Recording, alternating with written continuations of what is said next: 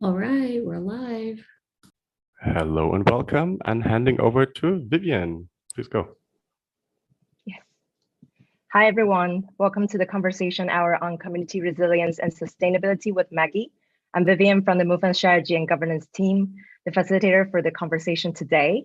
As most of us already know, Maggie Dennis is the Vice President, and this hour is designated for having a conversation on areas that Maggie oversees. Before we start, a few quick things to share with everyone. As you can see from the screen, first, we will follow the friendly space policy as usual, so that we can all have a great conversation with mutual respect. And for those that have pre-submitted their questions, these questions will be prioritized and asked first.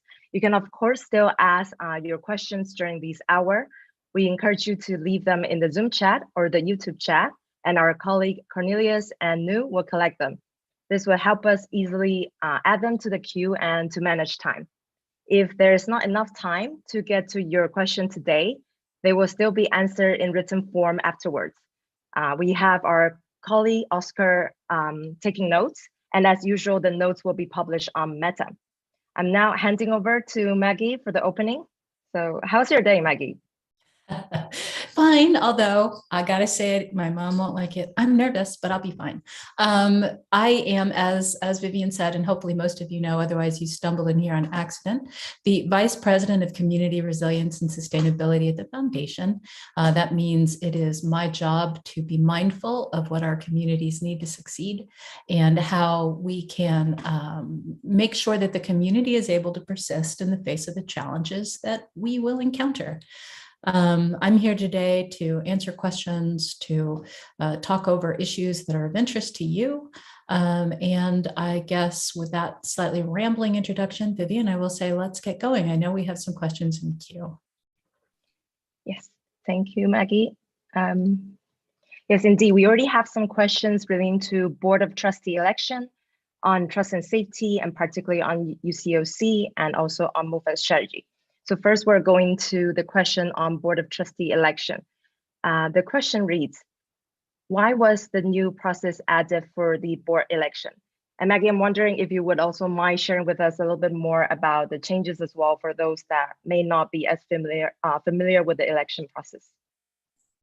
Do not mind, but I will punt that question to Kim. Sorry, Kim, I know you're eating, but since you're running the show, I figured it would be better for you to tell people.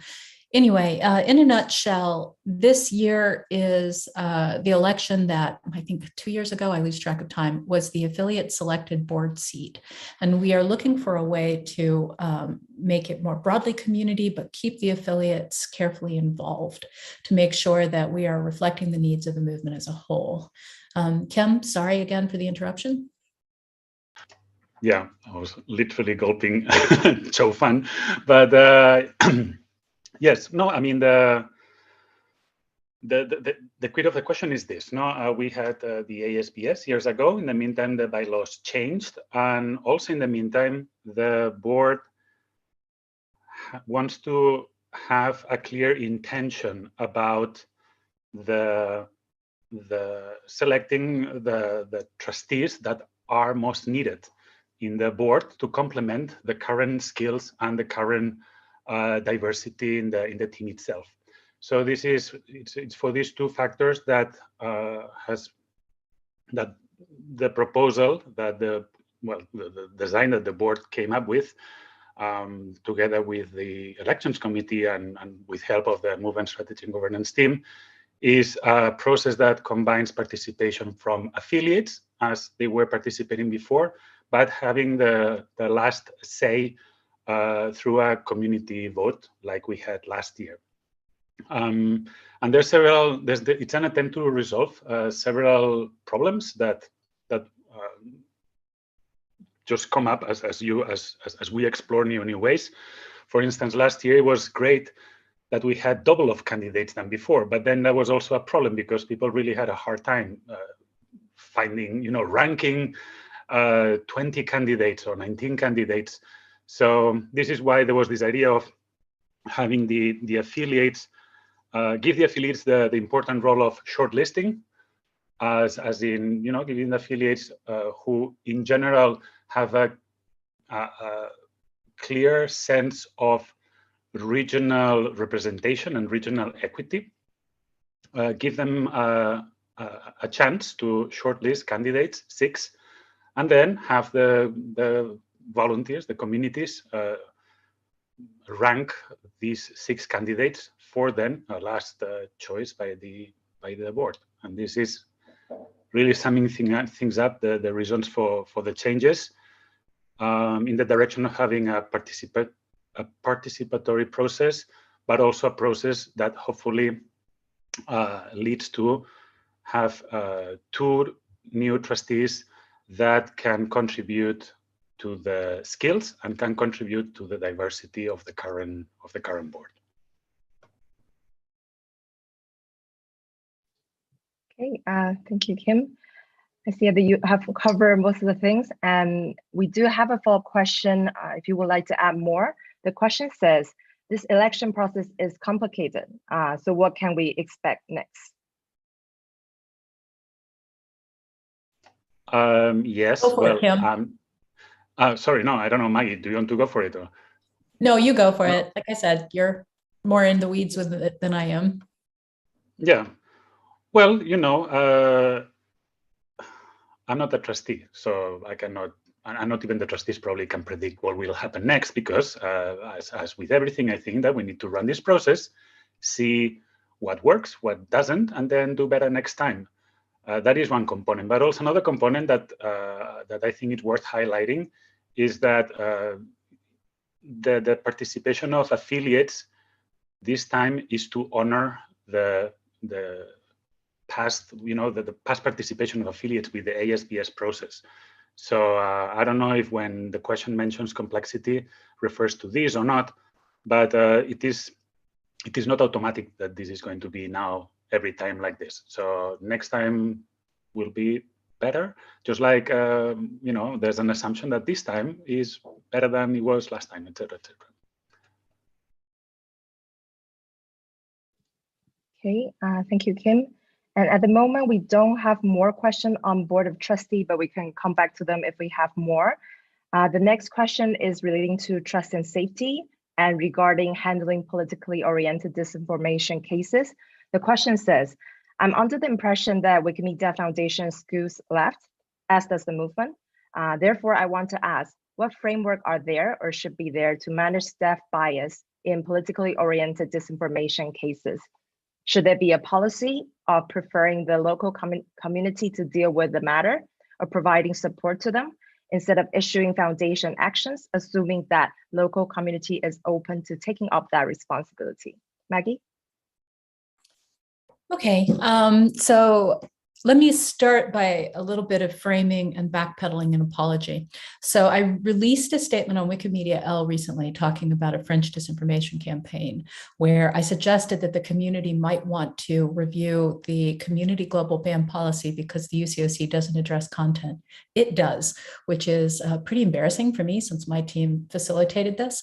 But once the UCOC enforcement guidelines are done, there should indeed be international volunteer processes for handling these kinds of things.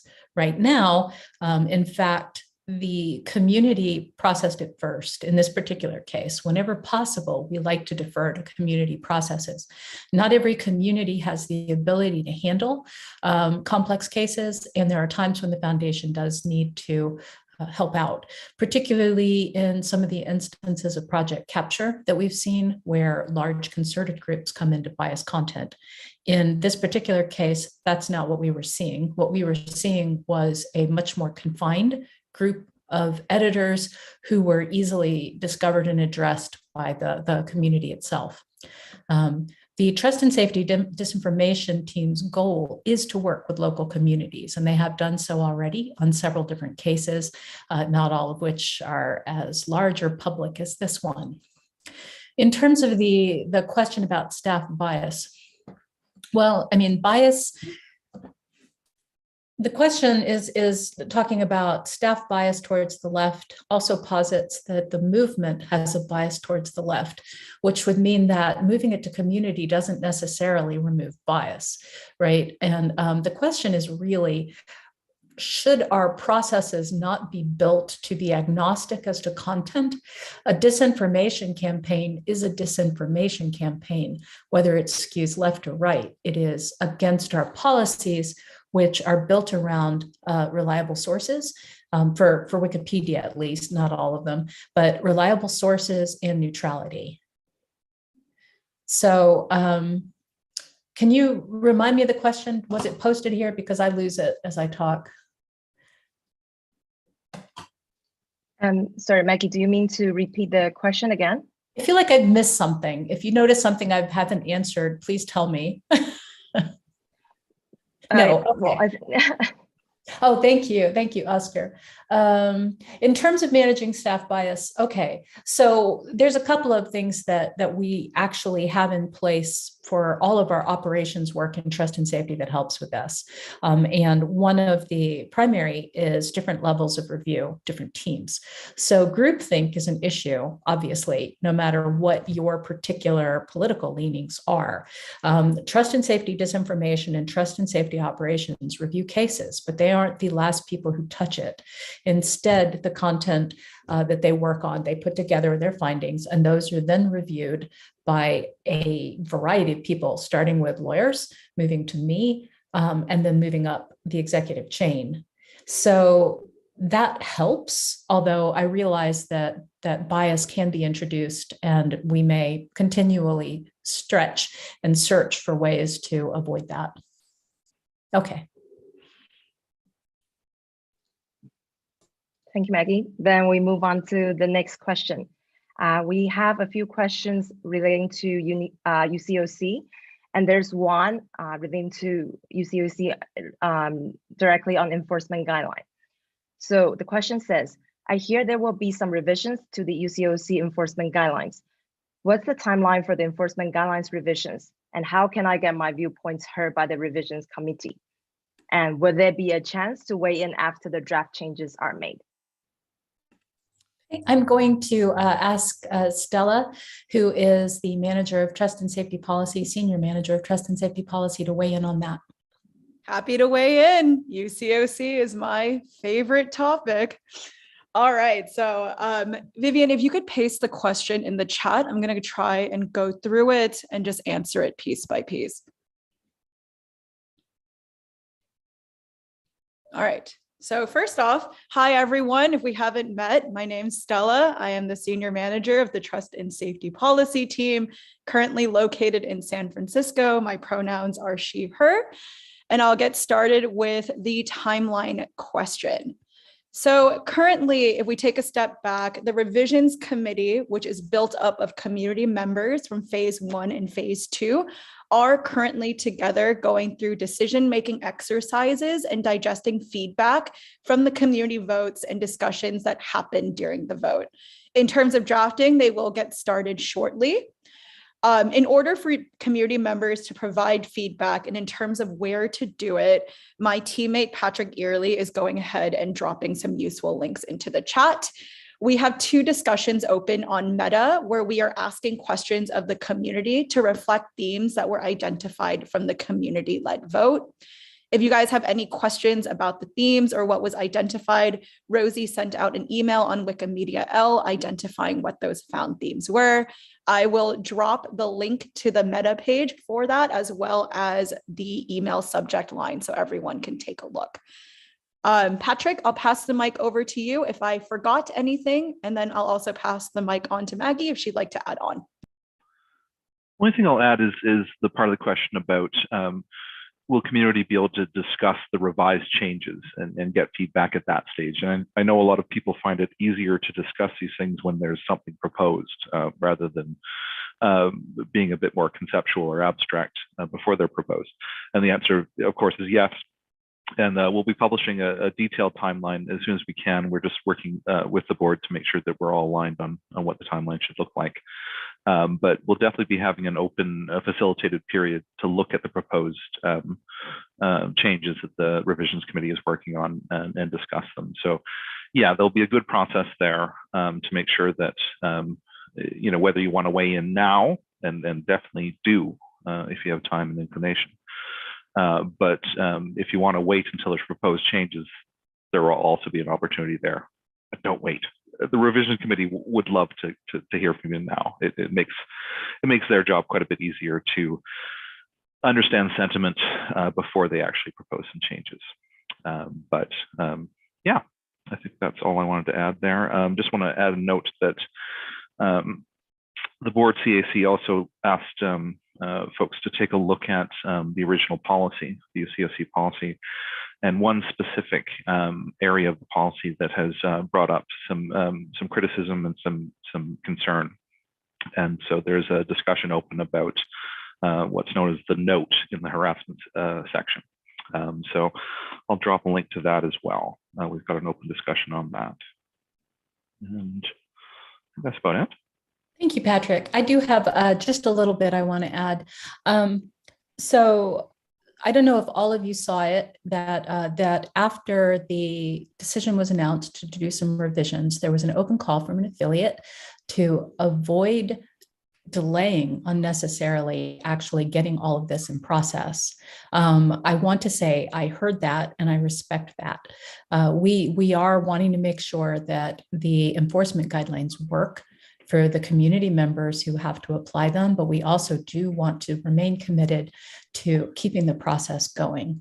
I will say one thing that I myself am very mindful of, the topics that were identified were comments that were voiced from among the minority of contributors to the poll who did not think the enforcement guidelines were ready to go right now.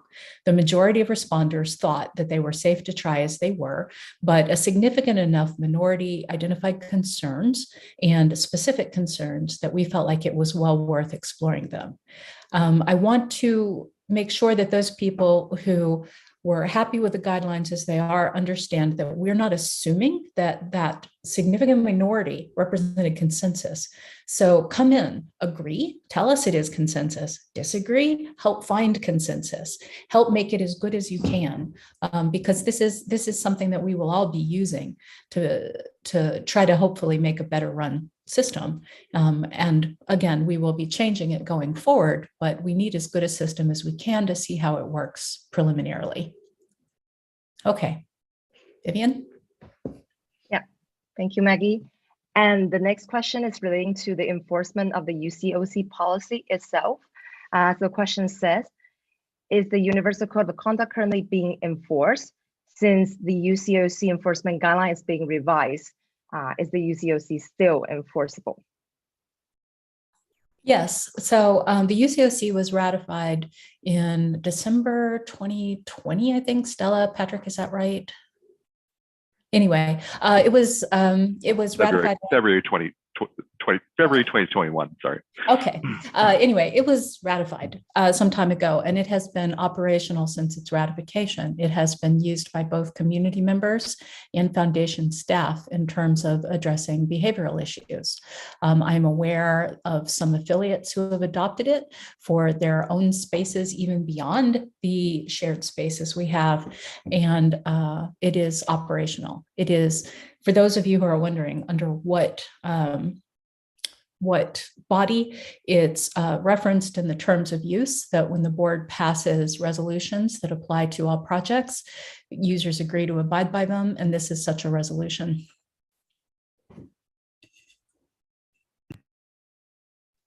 I'm done. Thank you, Maggie. And the next question we have is also relating to the UCOC policy text. It says that why aren't all the sections of the UCOC policy open for revision now? What makes that one passage merit handling now? And for people who are not familiar with the current revision discussion, the second part of the question is referring to the section 3.1 note regarding race and ethnicity. Maggie? So I'm addressing this one. I just want to make sure you all know I'm speaking for Maggie. There are other people at the foundation and the board, executive staff who may answer this differently. But we we need forward momentum. We need to continue moving forward. And we knew that it was very unlikely that our first go of a policy would be perfect. Those of you who are long-term Wikimedians know that Wikimedia policy evolves constantly. However, in order to apply globally, there has to be a pretty large effort to get people to review content and review changes. It's not enough to say that those who are interested will show up, because there are barriers of language, there are barriers of time. It's a lot of work. So it is my opinion that we need to move forward with it and revise it as we discover what works and does not work. That one particular passage, however, does not contradict any of the behavioral requirements of the UCOC. It is a footnote.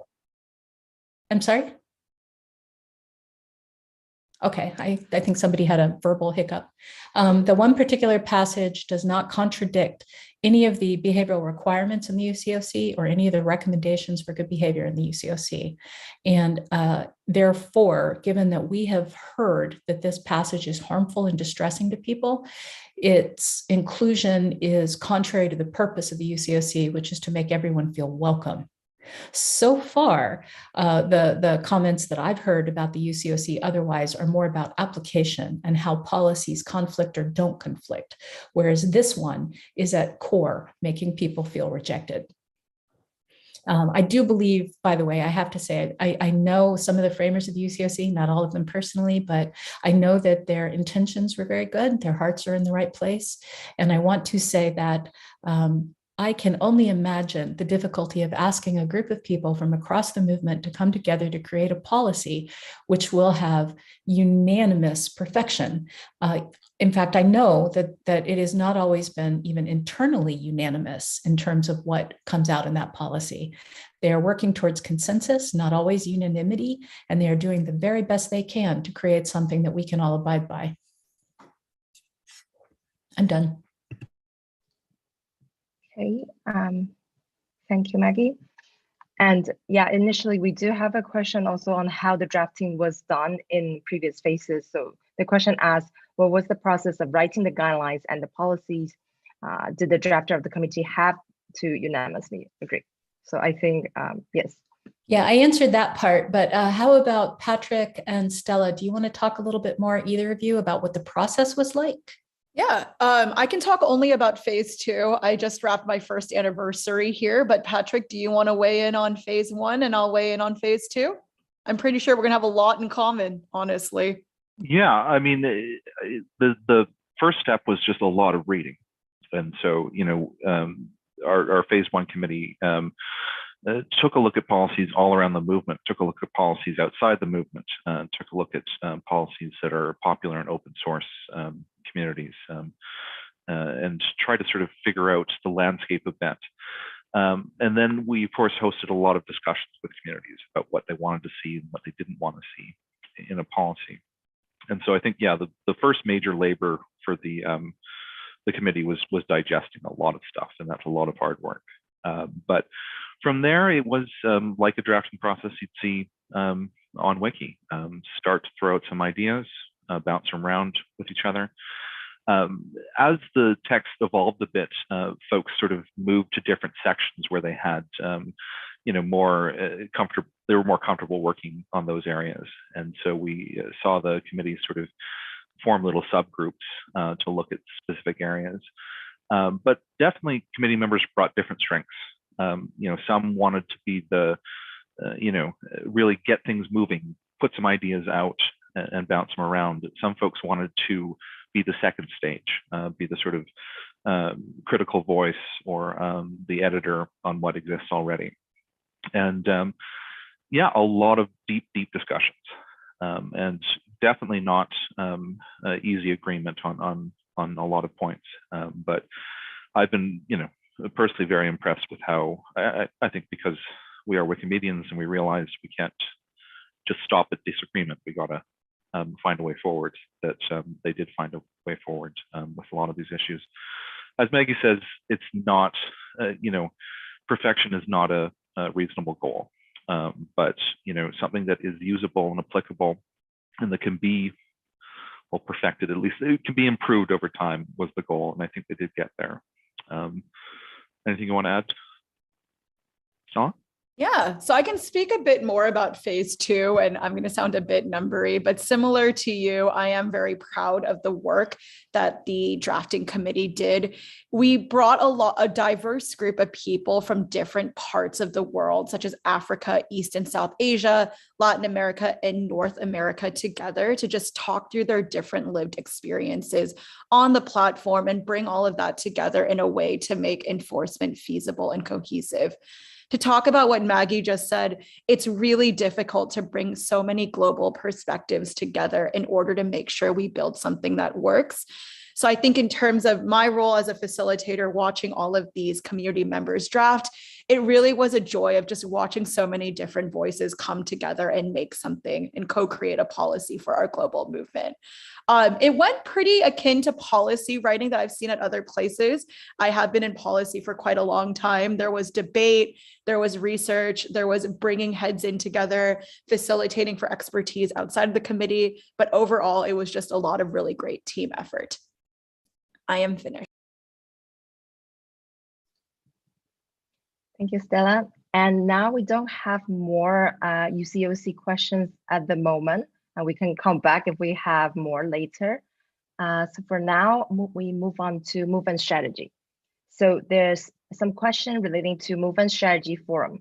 The question says, do you plan to use the forum in big community processes like the movement charter review, the UCOC enforcement guidelines review, and other hot topics? What is your plan for Meta if this new forum is established? Well, I'm going to let Kim answer some of that again, but I'm going to start off by saying I plan to use the new forum, although I'm going to have to be careful because I can use it too much. And it's an important balance that, I keep doing my work and not just talk about my work. I love the fact that I am currently in a conversation with people in 3 different languages that I can just press a little button and see what they're saying. And I'm watching people who are speaking different languages talk to each other in consecutive, almost real time, without needing somebody to come in and translate it. I wish Meta could do all the things that I wish Meta could do, but currently our talk page structures are not super nimble for newcomers and for non-English users. That's it. I just had to say I'm pretty enthusiastic about the new forum and hopeful for it. And Kim, what do you want to share? Yes, so let's see, the question had different parts about our plans to use. Well, first, it's important to clarify that we started last week a community review that lasts until July 24th. So whatever we plan is that depending on the result of this community review.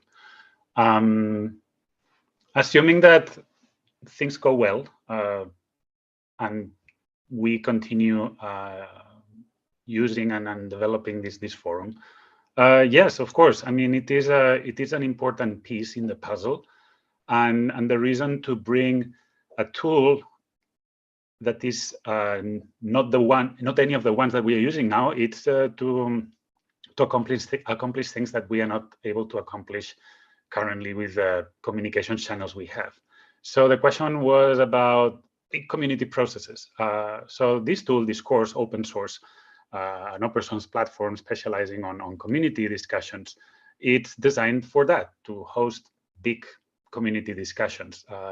We have added a plugin available that provides automatic translation, which brings something we have never got and we don't have anywhere else in the movement that helps bridging what was impossible or very difficult to bridge until now. But I want to keep clarifying things. The question mentioned the movement charter. Well, we don't design like we, the movement, our team, we don't design the movement charter review process. We support the movement charter drafting committee, and of course, in due time, when asked, yeah, well, of course, we are going to recommend that it should be a very good tool to support conversations from people from different communities, etc., etc. And UCOC, I don't know, anything that is cross-project, cross-language, that is, of course, of a strategic, that fits in the movement strategy, I don't see why not using it. But then there's the second part of the question about our approach to meta. Is, well, this doesn't mean that that's it, that we use this and whether either you are here or you are lost. No, meta keeps being important, keeps being an important place. I totally understand why some people, after seeing everything, still prefer to use meta for discussions. No questions there. But I also have to remind that we are doing this already. Important movement conversations are happening already and for a long time in more than one place. So it's nothing new, really. I mean, the tool might be new, but UCOC has been discussed in I don't know how many different projects, and if there would be a movement charter review process without this forum, also would, I assume, would be a discussion that would be cross project, etc. And it's going to be cross project anyway. So summing up things, of course we propose this forum with the intention that people like it and want more of it and participate and adopt it. And yes, we bring something like this precisely because we are convinced that we cannot host the big community conversations we need for the movement strategy. We don't think we can host them properly with diversity, equity, and inclusion with the current channels. And yeah, we are ready for that. Bring it on, bring complex things and count on us. And we also can help. And if you go to the forum today, there's already discussions about how can we automatically, semi-automatically, manually keep other channels in sync, not just meta and wiki projects, but also a reality today. There's plenty of people on Telegram, on Slack, on Facebook, on Discord, on many different tools. And there's means also to, keep reasonably updated all these people in all these places, thanks to the good piece of technology that this sweet open source forum is. I think I've covered the question. And there is a follow-up question. The question says, how are the translations achieved? What is the underlying technology? Yes, well, when you press the button, you get the answer. There's a little legend that says translations provided by Google or something like that. So this is a plugin that is an open source plugin by the Discourse team that we are using. And this plugin, but it only provides the interface. Then everyone has to find out the translation, automatic translation engine that plugs into that plugin. So we had a review of different translation engines that are supported by this plugin. There's several of them. And we found that given I don't even know if there's any project more multilingual than Wikimedia. So given the reach and the distribution, geographical distribution of languages and so forth, from all the options available, we saw that, well, the Google Translate was the one that provided best coverage. We decided to try it out. It's not difficult to change. So you just remove an API key, you put another API key. So it's not a big deal. It's nothing hard-coded, I mean. And this is what we are using. There's one little detail that this plugin does that is not visible for the user, but it's important for the economy of the project, is that the first time that someone, let's say that I'm a Catalan speaker, let's say that I want to read things in Catalan. So I press the button when Vivian posts something in Chinese, I get my translation, but then that translation gets stored in the database, which means that the next time, I don't know if it would happen, but the next time that someone also goes after this exact comment from Vivian that I have translated to Catalan, we are not making a second query to the Google servers. We just rely on the copy. That's a small detail, but actually helps. So when you're clicking a translation, either you are opening the way to others, or you are relying on the fact that someone else had already clicked. It's a small detail, but actually, when you start adding hundreds of users and thousands of clicks, it makes a difference. Okay, and we have a lot of interest on the forum. There is another follow-up question. The question says, as part of the Ombuds Commission, is it conceivable the forum can be used in a secure way for Ombuds to enable discussion on any project in any language as we currently have to do manually? Okay, would need to ask secure because it might mean different things, but let me explain briefly what are the options. So first of all, anywhere in the forum, private, public, what it doesn't matter. There's an administration team, there's a moderation team that has a proposed process for anyone to join in. So it doesn't have to be foundation staff. Actually, we hope to have plenty of volunteers there, maybe get redundant ourselves one day. So we make sure that the UCO's, the Universal Code of Conduct, is respected. So that would be one level of safety. Another level of safety is through permissions. It is possible to set up different levels of permission. A group might want to have a private group that only the members of the group can see and share information, post and discuss. We can even have things that, I don't know, maybe there's a use case for that, but you can also have a public discussion. I mean, as in everybody can follow it, but only the members of the group can post. I don't know if there's a use case for that, but it's technically possible. And then there's even another level, but our security team hasn't looked at it yet because we're in a community review, but it's even possible, not for groups, but for one-on-one communications to have encrypted messages. There's a small detail. Sorry if I get into the details, but I don't know the motivation of the person asking, so I'd rather explain everything. So, and messages that are not encrypted, public of course, but private as well, technically can be seen by the administrators. And we have a comment on privacy that explains all this. So if you don't even want that, I mean, it's not, well, anyway, administrators, I think, technically it's possible. It's not that they go and read all these things, but it is technically possible. But yeah, this is in a sense no different than if you would use Telegram or Google. I mean, any of the commercial platforms. Well, not any, maybe there's an exception, but they also, someone who can read and actually makes a big business reading stuff. So sorry, it was a lengthy and unstructured question. If you comment on the forum, I can provide the same answer, but well structured, well explained with all the details. And we would love to work with your committee, with any committees and any groups. Okay, we have another follow-up question. It's a little bit more detailed about translation tool. So the question says, could we switch to an open source translation tool like Apertium? And Apertium is the tool under use in our content translation. Yeah, so the plugin is open source. The plugin already supports several engines. I think Apertium is not supported, but Libre Translate, LibreNet, Libre something is. The question is, though, what are the implications of that?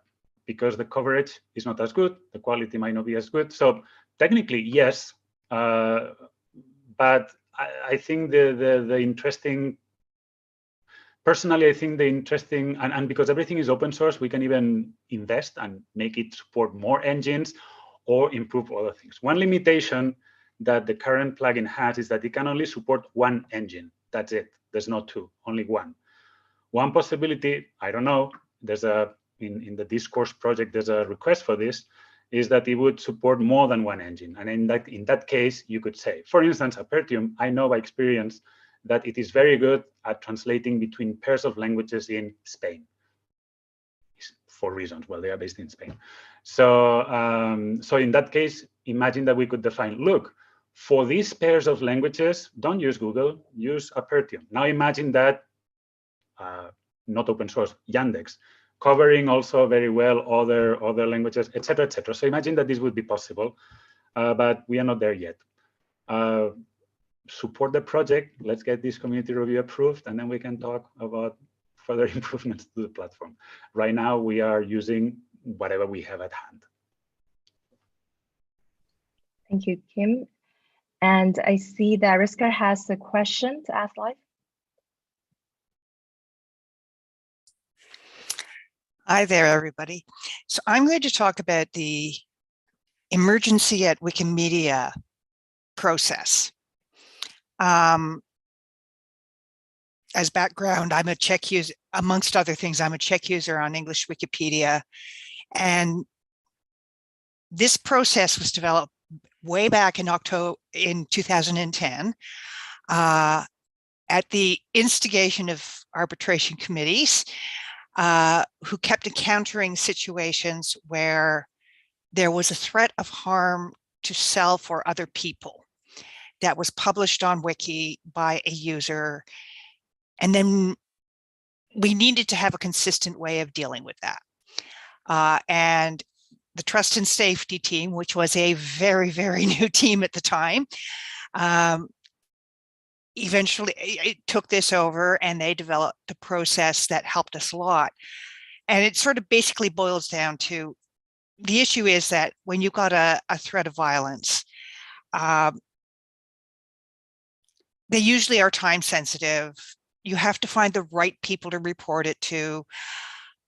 It's hard to necessarily find the right place to report it, depending on the country or whether or not somebody can speak the language. The person who is calling, if it's just an average user, is going to call up and say, hi, this is Risker. You don't actually know who I am because I'm an anonymous Wikipedia editor, and it just sounded a little silly. And we wanted to be very consistent, and we wanted to also reduce the risk of a lot of people calling different police forces reporting the same thing. So this process was developed, and it's really come in strongly and been very well supported, especially for English Wikipedia. We had good reason to believe that it's worked for many other projects. We're a little concerned about how well it can be supported and disseminated across a lot of our smaller projects. Even just the reporting mechanism may be hard, the process of reporting. This topic came up amongst Czech users recently because we've noticed a few little glitches in communication, in the communication chain, and we wanted to make sure that we had it right and to make sure that we're supporting it appropriately. But at the same time, we want to make sure that we aren't putting people in harm's way because we've missed a step or somehow or other a message didn't get through. That it's really important to us because we're the ones who get yelled at if it doesn't work sometimes. I mean, trust and safety obviously is going to take a hit too, but we're sort of that middleman in a lot of cases because we're gathering some basic information before we're passing it on, and we're making sure that the information is passed on to the emergency process. One of the really huge advantages to talk about with this process is the fact that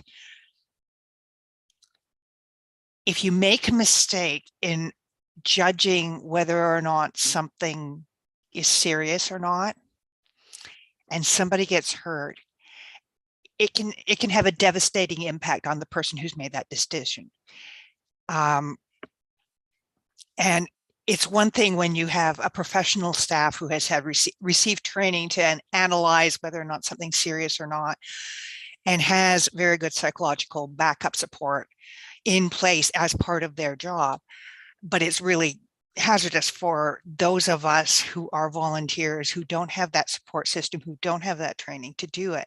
So it's a very positive thing from the perspective of people who are using it. But are we giving it enough support? Are we making sure that we've got the outreach into smaller languages? How do we deal with glitches in the system? Who should be taking them over? So I think Maggie probably does have an awful lot of background on this because she was one of the people who started it. Yes, and I do. And thank you for the question. It's complicated. So if I drop something, feel free to go, what about that part, Maggie? Because I will get in the weeds and forget it. Okay, so what I heard you asking basically was, what are we doing to support it, especially in smaller languages? What do we do when there are glitches in the system that don't go right? And I'm afraid I've just forgotten the third stream. I think you had asked a third question. Did you? Well, all right, let me answer those first two. Let's start with those. Yeah, okay. So to begin with, for those of you who don't know, Trust and Safety across all of its teams works on this workflow. So currently we have about 20 people who are on call 24/7 in case of emergencies that are reported to the process in any language. Now, when I say in any language, I'm going to acknowledge that we do not have 20 staff members who speak every language, which means that there are times when people have to scramble to try to figure out what's going on. In the early days of this system, and I don't know if you know this, but the process wasn't much easier for us. I would call up local law enforcement and say, hi, I'm calling from the Wikimedia Foundation. What do you mean you don't know what that is? Yes, Wikipedia. Yes, no, this is not a prank. So years later, we developed a relationship with the FBI, and now we liaise with an office in San Francisco who helps us direct outreach to where it needs to be anywhere in the world, with exceptions. We really do have limitations, which, you know, because of beans, I hesitate to say too much. And beans, for those who don't know, is from the myth that if you tell a child not to stick beans up his nose, you will be taking beans out of that child's nose. Where we do not have a legal relationship in some countries, or where some countries do not do welfare checks, it can be difficult for us to provide support. So we have to be super careful about how we navigate in some of these areas. For example, if we have a user who is feeling suicidal because they're homosexual, our ability to get them help in a country where homosexuality is against the law is narrow. We have to offer whatever resources we can while understanding that there are not local structures to help them. We do the best we can to find whatever translation we can or need, whether that is Google, whether that is waking up a colleague, whatever we can do. We don't broadcast this information quite so widely that every page has a contact emergency button, because frankly, it would be a little too easy to overwhelm the system.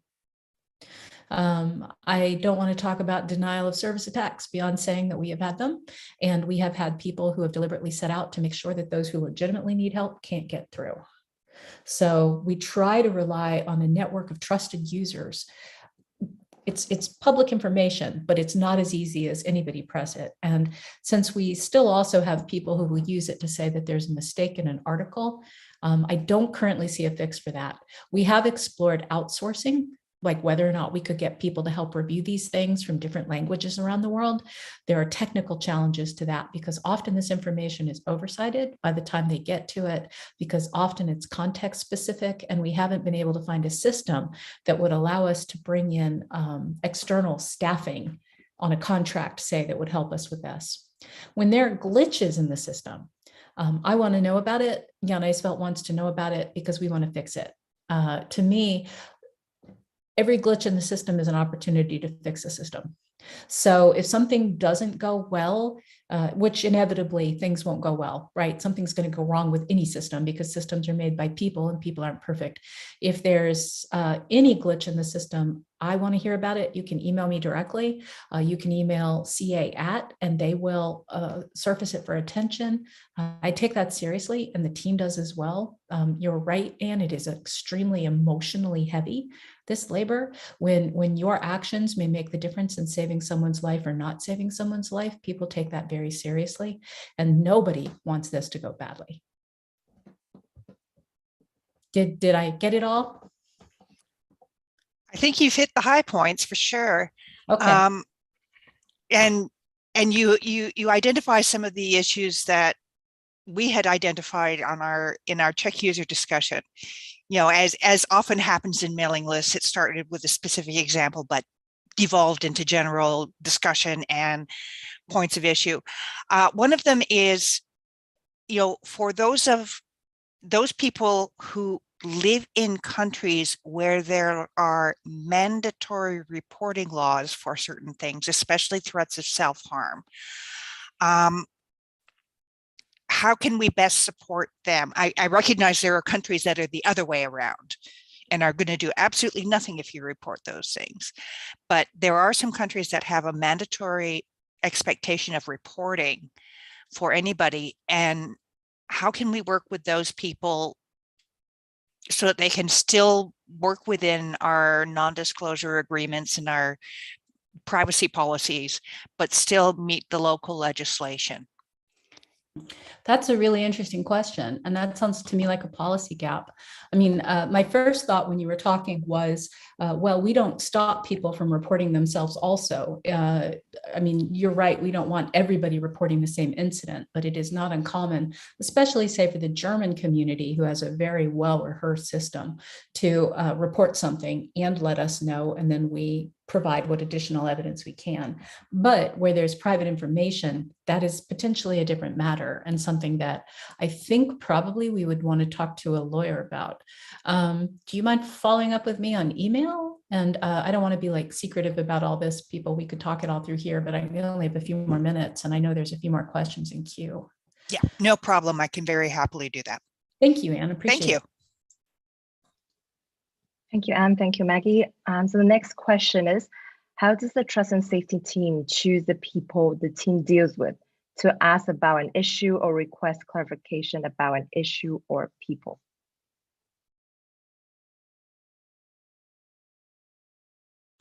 I'm grappling with the question because my first thought is, well, they talk to the people who are involved.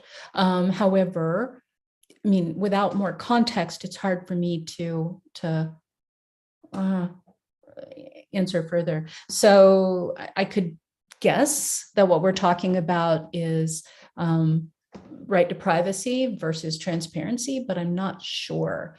Can I ask whoever asked the question to clarify? If I may ask Nanur to add, if possible.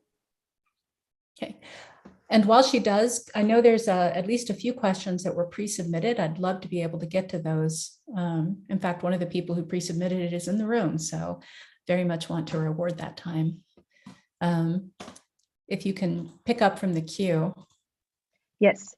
The next one in the queue, we have a question about, I understand that WMF cannot provide us a legal clinic in which legal advice are offered to those who are facing actual legal cases. But when I inquire about some kind of workshop training, I haven't got my answer, and the person would like to know more about this. Okay, could you post that question if, sorry, I've also lost my screen. Here we are. WMF cannot provide us. Haven't received an answer.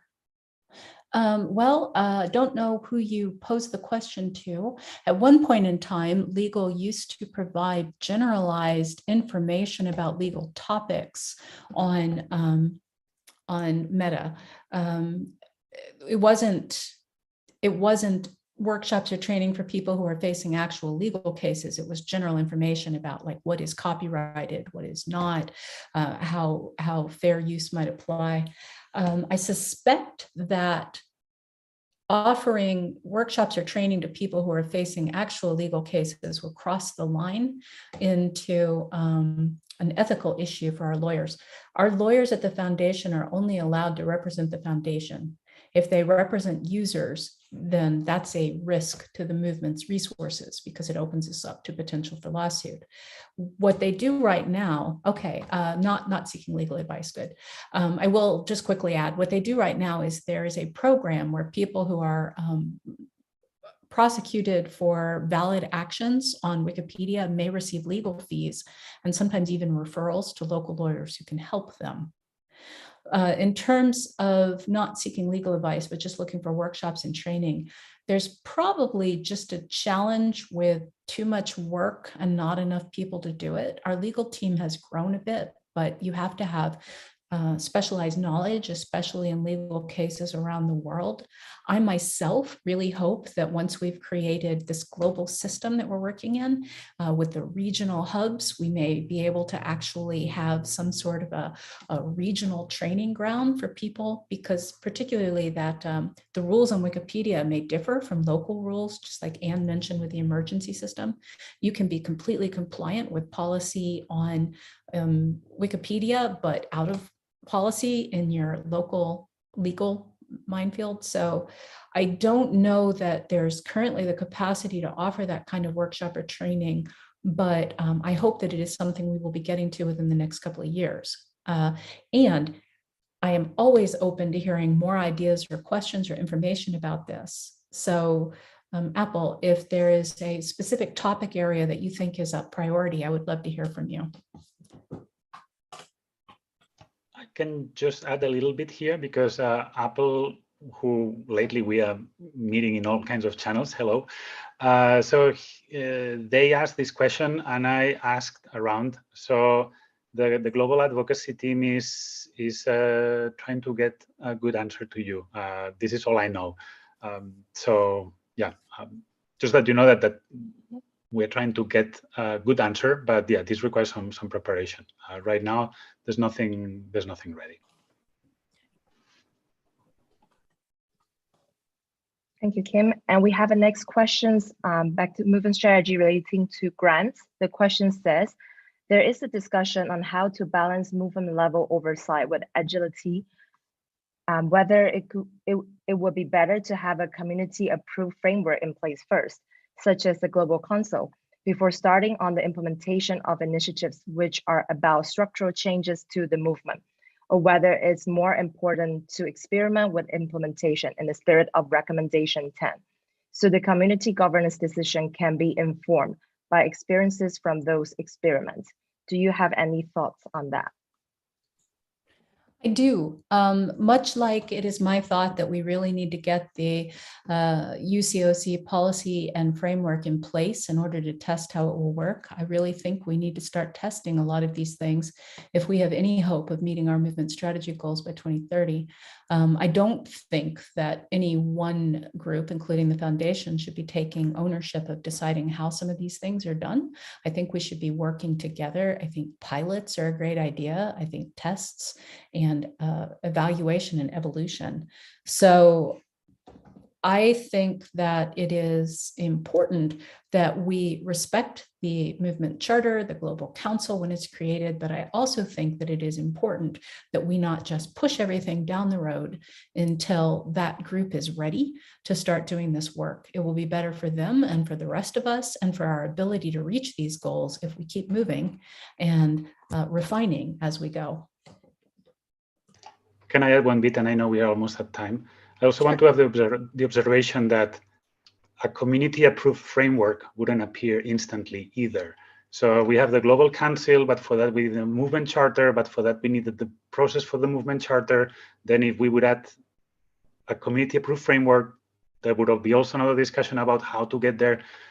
So what we try is that whatever we are doing, it's fully backed with community participation, community feedback, community everything. But yeah, just if I would be tasked now with, okay, let's come out with a community approved framework, the community would require quite a bit of effort to do that. So I agree that we need to combine the longer term steps like the creation of the Global Council, etc., but also with ongoing movement experimentation and allowing all of us to, make mistakes, do better, and nail it down eventually. Thank you, Kim. We have one last question relating to hubs. It says that, what is the plan for approving the first hubs or hubs pilots? Kim, I'm bouncing that button back to you. You're muted. I said it already, no. So we are organizing a series of events. It's on the June 24th, in a few weeks, and at the end of the month. 3 events, same content, 3 different time zones for everyone to be able to participate. And we are actually tomorrow. This is a stick preview. No, not even that, not even a preview. Tomorrow we plan to share what will be an initial draft for discussion that then let's see how it goes during the month of June. We can start discussing about how would that process look like? How can we make decisions about first hubs moving forward. And this is totally related to the question before. What do we do? Wait until the Global Council is ready to approve the first hubs? This will take a long time. So we are inviting everyone, but especially the promoters of hubs, to participate in this conversation, and let's see how much we can converge, agree, and decide on next steps moving forward. All this happening starting tomorrow, maybe, and in the next weeks. Okay, thank you, Kim. I see we're at time.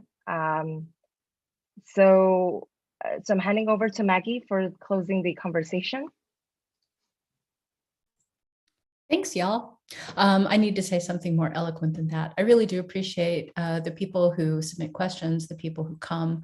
I love the opportunity to try to clarify what's going on, what I'm thinking, to hear from you, what's concerning you. And let's keep at it, because we all care very much about getting this right, I'm sure.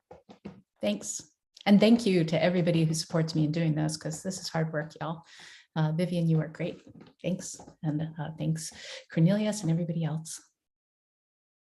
Also, this could have been conversation hour with Kim, Stella, and Patrick, because I talked so much today, but I appreciate it. They know more about what we're doing on the ground than I do, and having them here is wonderful. Thank you so much, Maggie. Thanks, everyone. Have a great day. Thanks, everybody. Bye, everyone.